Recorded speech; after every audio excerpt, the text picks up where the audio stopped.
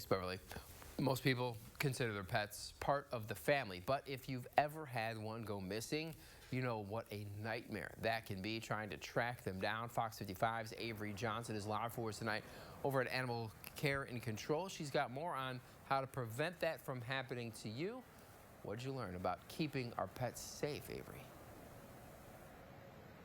Brian, the biggest takeaway I learned today is getting your pets microchipped. And when you do, it's important to make sure that they're registered with your correct contact information.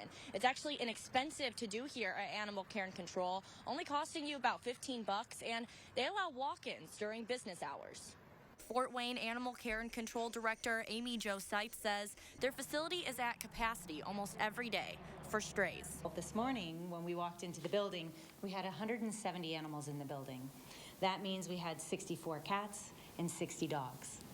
So when you ask how often we're at capacity, the answer is pretty much every day. You have 3 business days to claim your pet if the shelter doesn't know who the owner is. That's why it's important to check social media and look on missing pet databases, such as the City of Fort Wayne's Pet Finder. I think we took in over 6,400 animals just as a stray last year, meaning they were out roaming around, or maybe someone had caught them and brought them to us, etc.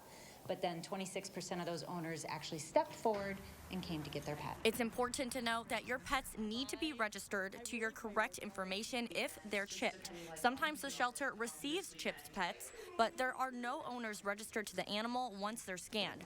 Officers will then conduct a different protocol if this is the case. So they have a microchip scanner, so every animal that they pick up, they scan it, make sure that they have good contact information, and try to actually send it home.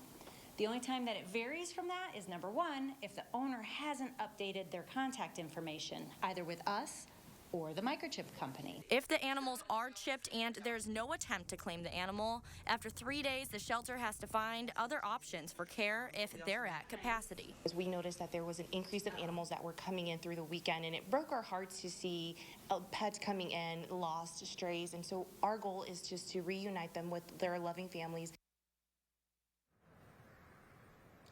More information about local pet finder databases can be found on our website at WFFT.com, along with more information about microchipping your pets as well. Live at Animal Care and Control, I'm Avery Johnson, Fox 55 News.